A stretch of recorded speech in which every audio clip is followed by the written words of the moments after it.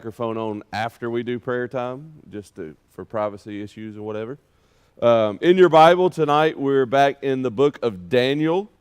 We've made it to Daniel chapter 5. We're going to look at pretty much most of that chapter.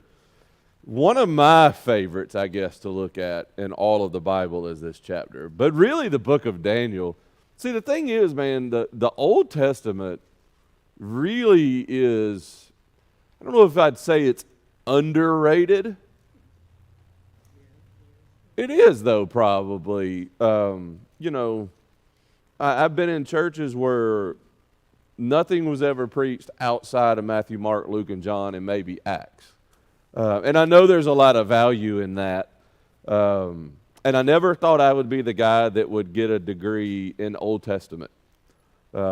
But the more I study it, there is just as much practical application for today, or just enough telling us where to go and what to do, as there is in all of the New Testament.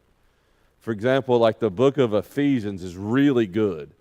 And the first half of Ephesians is sort of teaching you what you need to be doing, or what we ought to be doing. And the second half of Ephesians is really like, how do I now apply that in the world? But every chapter I come to in Daniel is doing the same thing for me. It's given us an idea of at least this idea of history. And they say if you don't understand, if you don't remember history, you're doomed to repeat it. Well, I mean, if you look at some of the things, especially in Daniel, dealing with some of these kings and some of these leaders, and how it's changing their country based on who was in charge at the time. And their reign was changing based on, did they count on God or did they count on themselves? And if they were so prideful that they thought it was all about them, their rules seemed to be cut short. And I'm thinking, we've heard this phrase, we're in the South, and we love to say pride comes before the fall. We usually like to use that in like a sense of like sports. Like you go to bragging, and that's like a surefire way for you to play, to not do something very good. Brent and I back there, we trash talk a lot about basketball, Duke and Kentucky. And before I text anything back to Brent, I always have to go and type in UK score. And I need to make sure that UK actually lost that night before I make a comment about anything else, because we don't want to, we're so afraid of this pride issue, especially when it comes to our sports or our work, that we just make sure we're in a proper place. But sometimes we get so caught up in ourselves that in our daily life and our family life, we're so thinking about ourselves. And everything Jesus wrote was deny self. And we hear it all the time, do what makes you happy, do what makes your heart happy, do for your family first, do this. And it all sounds great in theory. And yet Jesus said, deny yourself, take up your cross, and follow after me. And so we're hearing even what sounds good from pulpits and from TikTok accounts, and we just go, oh, that's got to be an issue, and that's got to be a thing there. And it happens all the time, and we catch it.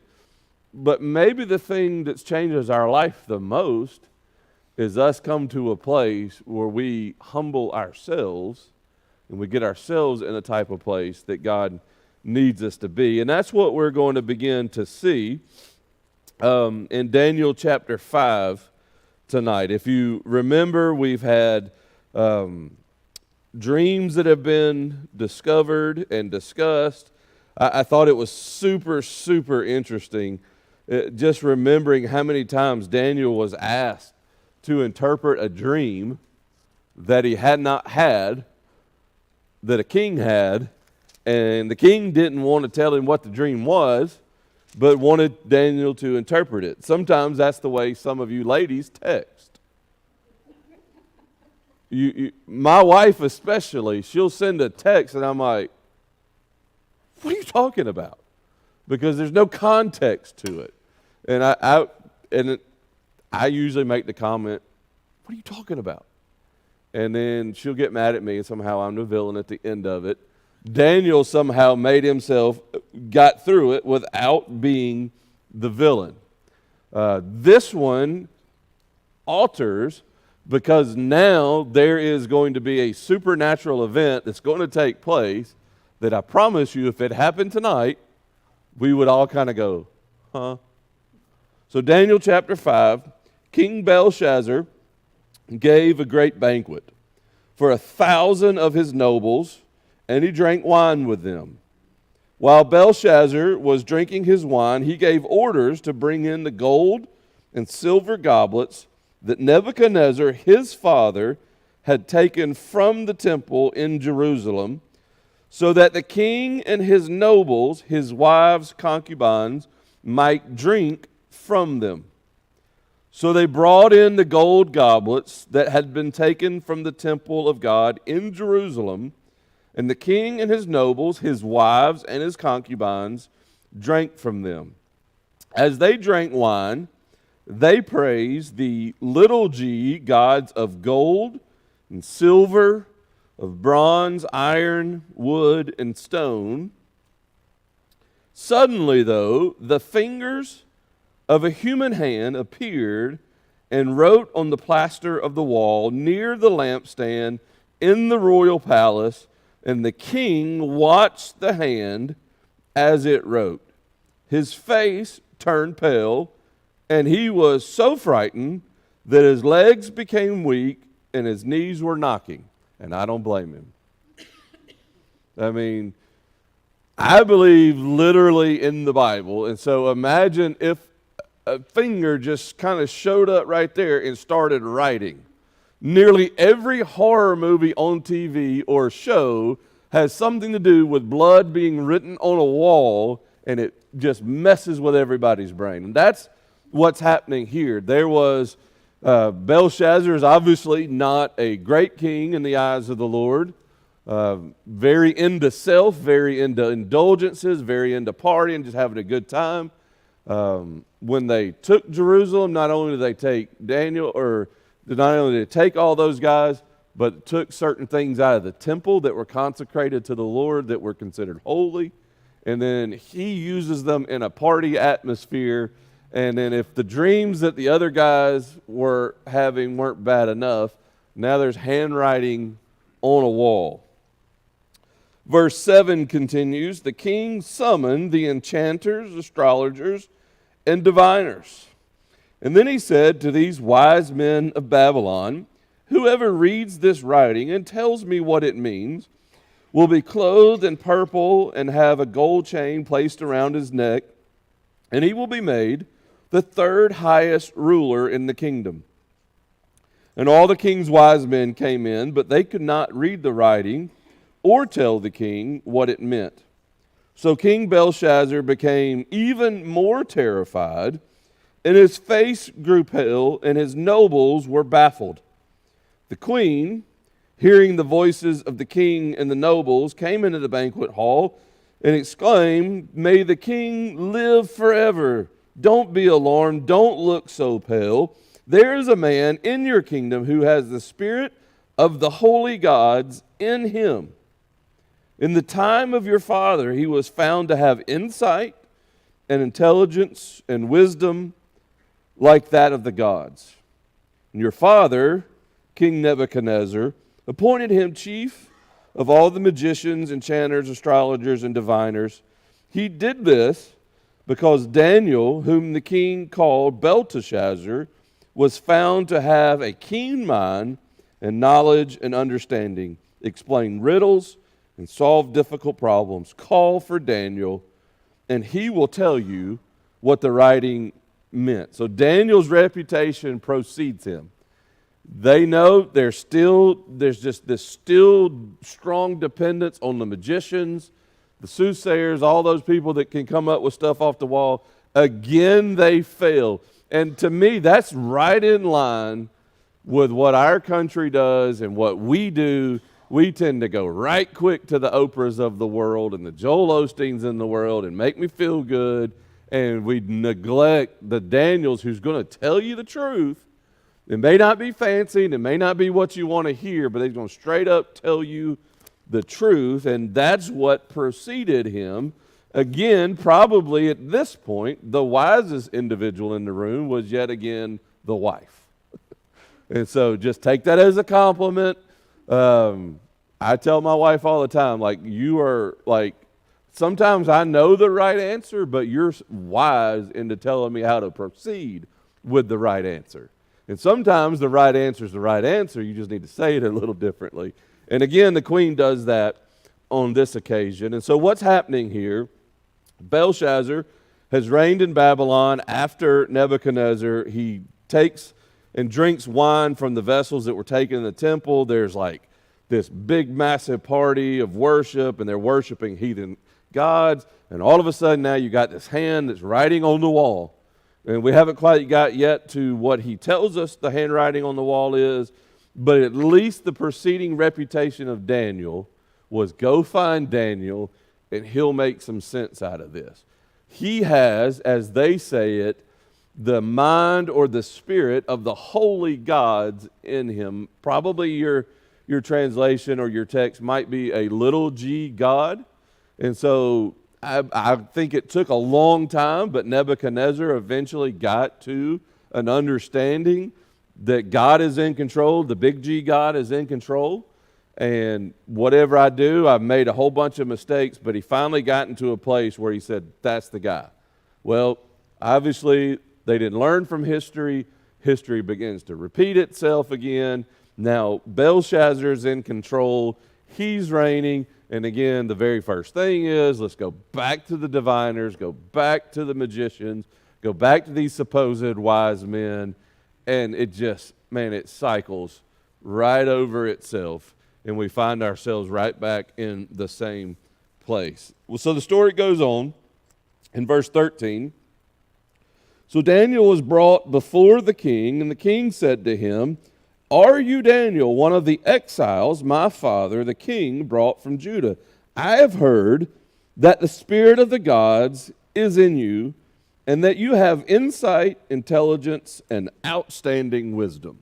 I would love for that to be my reputation, by the way. He has a wonderful reputation. The wise men and the enchanters were brought before me to read this writing and tell me what it means, but they could not explain it. Now I have heard that you are able to give interpretation and to solve difficult problems. If you can read this writing and tell me what it means, you'll be clothed in purple, have a gold chain placed around your neck, and you'll be made the third highest ruler in the kingdom. And then the Daniel answered the king, and he says, you can keep your gifts for yourself, and you can give the rewards to somebody else. Nevertheless, though, I will read the writing for the king and tell him what it means. Your Majesty, the Most High God, gave your father Nebuchadnezzar sovereignty and greatness and glory and splendor because of the high position he gave him. All the nations and peoples of every language dreaded and feared him, and those the king wanted to put to death, he put to death. And those he wanted to spare, he spared. And those he wanted to promote, he promoted. And those he wanted to humble, he humbled. But when his heart became arrogant and hardened with pride, he was disposed from his royal throne and stripped of his glory.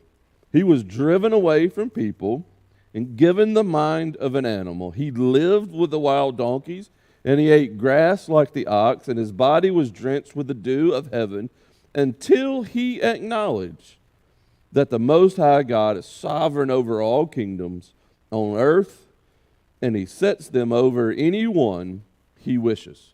And Daniel's just kind of like, look, if you're looking for a guy that's going to give you, tickle your ear and tell you what you want to hear, I'm not your boy. That's not my job here. In fact, you can keep all that stuff, because I'm going to tell you the truth. Just like I told your predecessor, and he didn't like it, He did what he wanted to do, and there again is the issue of pride that is playing itself out nationally, but also within the leadership of the country and within the people and the rule of the world. And so Daniel is reminding Belshazzar of the sins of pridefulness of his predecessor. And remember the 7 years that Nebuchadnezzar was insane and he was basically living like an animal, and that God brought that on him. He wanted to be clear. He didn't just go insane necessarily medically. He didn't like just eat something bad and it messed him up in a bad herb. Like, God did this. God told him, look, you've either got the opportunity to change your prideful ways, humble yourself, or I'm going to humble you. And of course, that did happen for him. Verse 22, but you, Belshazzar, his son, you have not humbled yourself, though you knew all of this. Boy, isn't that us a lot of times? Oh, we know what we're supposed to be doing, and we know what we're doing is fixing to get us in a mess, but we do it anyway. Instead, you have set yourself up against the Lord of heaven. You had the goblets from his temple brought to you, and you and your nobles, your wives, and your concubines, you drank from them. You praised the gods of silver and gold and bronze and iron and wood and stone, which cannot see or understand. In other words, they're worthless. They're worthless. And we're worshiping worthless things. Is that not the same case that we're dealing with now? Boy, we worship all the wrong things so often in our lives. Even good, well-minded people, we have times where we go to worshiping all those things that we shouldn't worship. And then he says, but you did not honor the God who holds in his hands your life and all your ways. In other words, our life is in God's hands. We think we control all of it. We think we can set ourselves up, and God's going, I can go, or I can go, or I can control all of this, and we need to understand it. He says, therefore, he sent the hand that wrote the inscription. In other words, this hand is coming from God. This is what it says. Mene, mene, tekel, parsin. Here's what these words mean. Mene, being that God has numbered the days of your reign, and he's brought it to an end. Tekel, you have been weighed on the scales and found wanting. And Paris, your kingdom is divided and given to the Medes and the Persians. Then, at Belshazzar's command, Daniel was clothed in purple, a gold chain was placed around his neck, and he was proclaimed the third highest ruler in all the kingdom. Now, that last verse may not sound like a whole bunch to you. Sounds like a lot to me. Because he just told him what the words that were prophesied on the wall was going to be. In other words, not a good day for the king. But the king's still thinking, man, I got time. Let me just go get my... at this point, you ought to be repenting. You ought to be bringing yourself to a place of humility. But the king, he hadn't, number one, listened to what Daniel said earlier about, I don't want any of that. I'm just going to tell you the truth. He just kind of like glossed over the truth and was like, oh, here's your necklace. Oh, here's your purple thing. Let's make you the third highest ruler.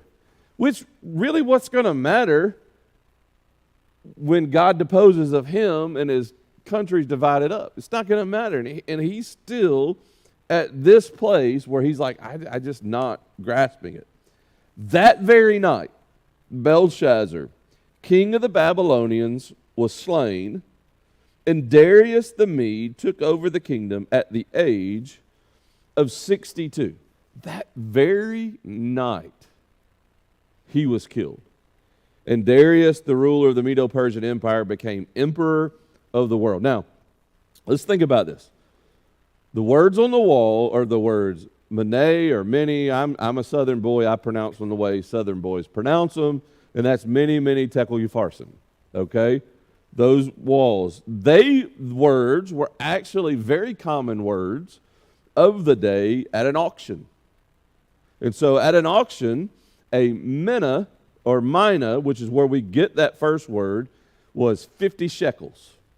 And then a tekel was a shekel, and then upharsin meant a half a shekel. And so many comes from the word to number.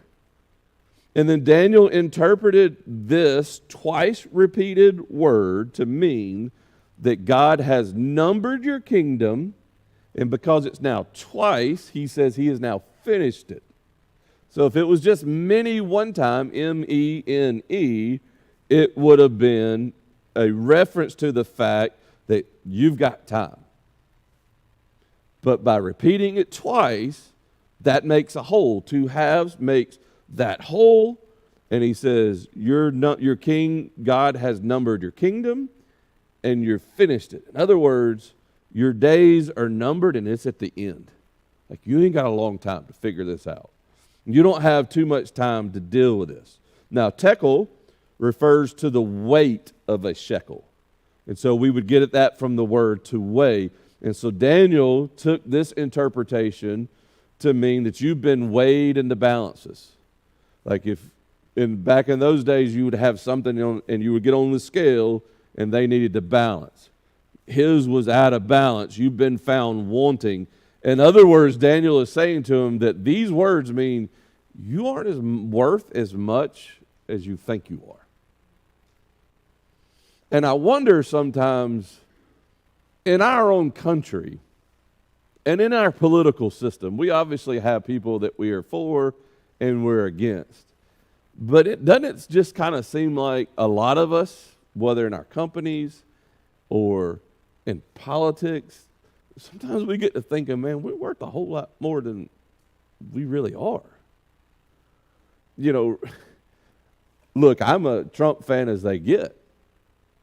And I think it's doing our country and going to do our country an immense amount of good to have Trump as the president. But let's don't think for a minute Trump is as good as any of us think he is. Just like I'm not as good. You know, people put pastors up as a celebrity. They're not worth as much. Daniel, being a humble guy, not in it for the dollar, willing to tell the truth, was the epitome of what we need to be.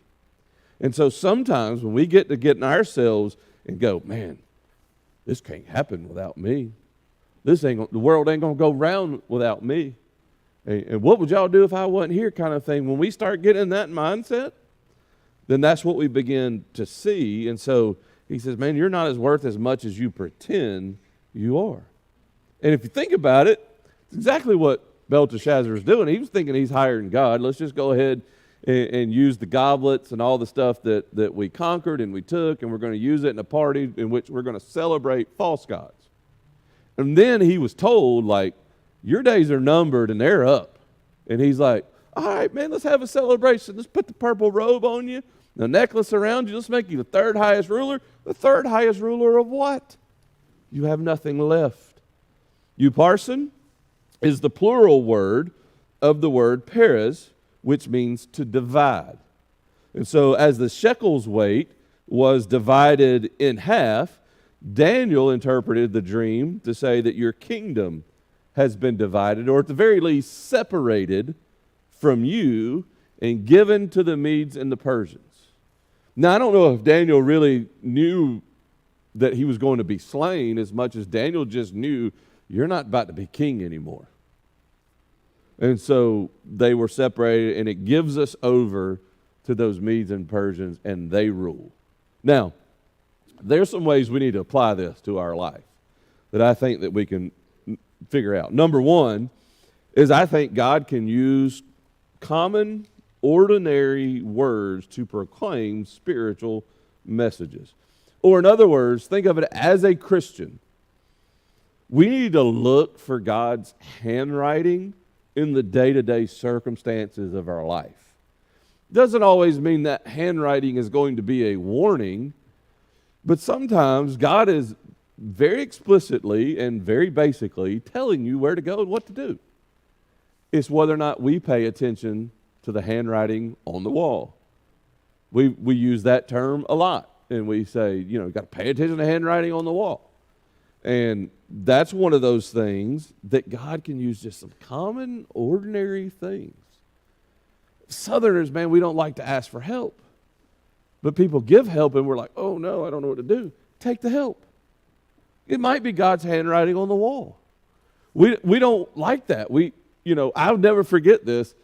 Years ago, when I say years, it was 2 years ago when I first came here, I saw Bill Booth out at Corner Cafe, and he was eating by himself, and I was eating over there, and I was like, I think I need to get to know that guy. You know, he's one of my church members, and so I go over there, and I get the waitress, and I'm like, hey, put his bill on mine. I'm like, yeah, I'm going to be a big shot. I'm going to pay for Bill Booth's food. And then Bill Booth's like, dude, I should pay for your food, and he was like mad that I beat him to it. And I was like, just let it be my way of saying, look, thank you for being who you are, you know, and thank you for doing what you do in our life and for our church. And so maybe the handwriting is just taking the compliment. Maybe the handwriting is just accepting the hug. Because sometimes a hug from a person is not necessarily a hug from that person, but it's the hug you needed in your life. So number one, I would say God uses common, ordinary words. They don't, sometimes we're like, man, I need a word from God, and we're looking for something that we've never heard before. And sometimes it's a simple, I love you, or it's a simple, man, you're doing great. It's just a common expression.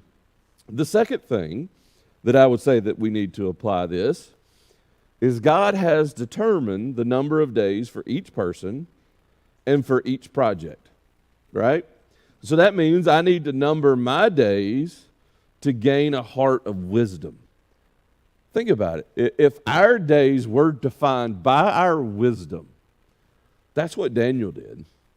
My days, a lot of times our days are determined, like, I want to be able to have all this gold and silver. And Daniel's like, I don't want any of it. I just want to tell you the truth. And so God has determined that. And so for us, we've been given a divine project. And part of that is seeking wisdom that might just come from the plain old ordinary everyday words that we get from other people and from God. Third thing is this, gets really a little bit more serious now. I think when we begin to look at this text, we see that God examines and he weighs every one of our works.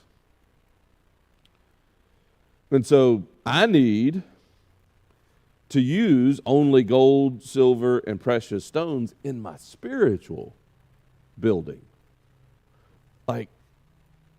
Like here's the deal.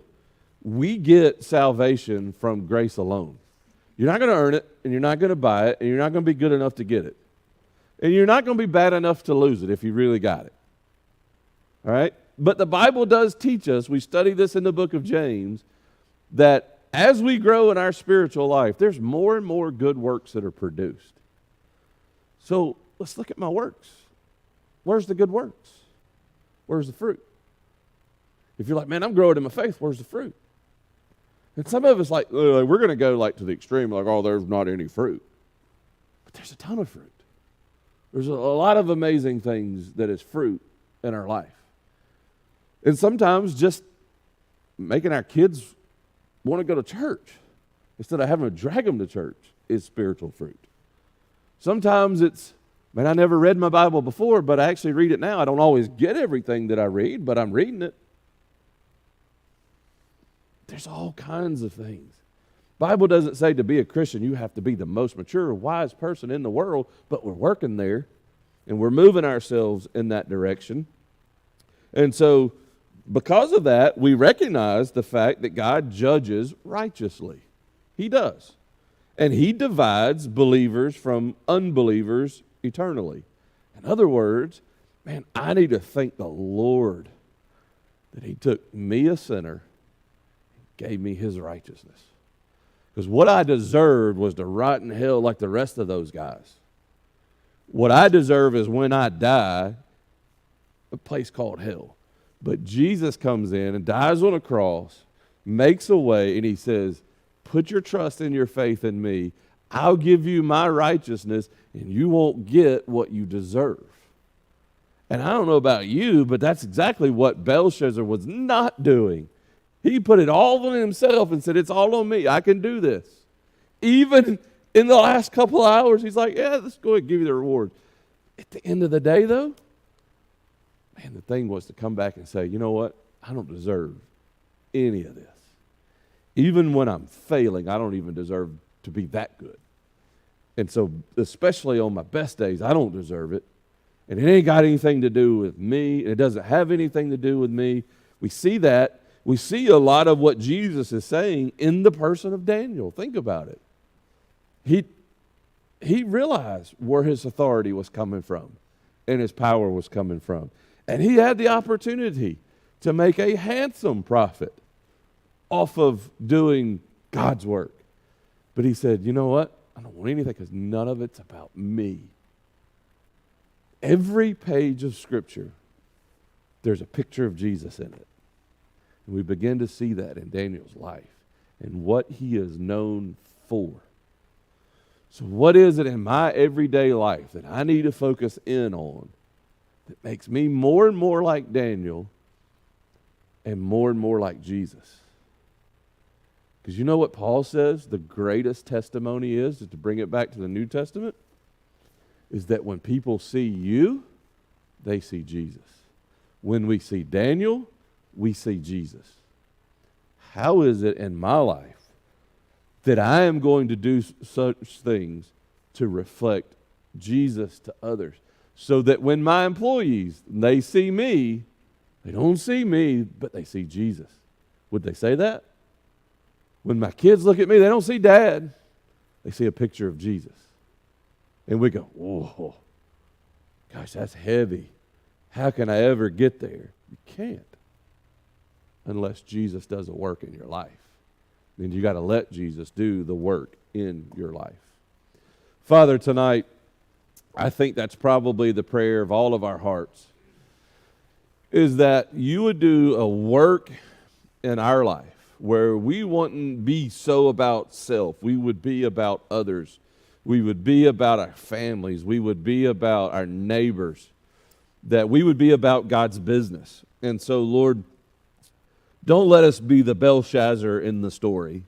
Let us be the Daniel in the story who reflects Jesus. And so, God, may we make this our goal, that when others see us, they see Jesus. And they won't see us, they won't see Jesus in the gold and the silver and in the wood and the stone and all those material things that we're after and we provide, knowing that we're going to be able to reflect Jesus in our spiritual life, in who we are as a person and who our pride is in and where our integrity is and where our hope lies. God, may it be said about us before it's ever too late. We ask it in your name. Amen.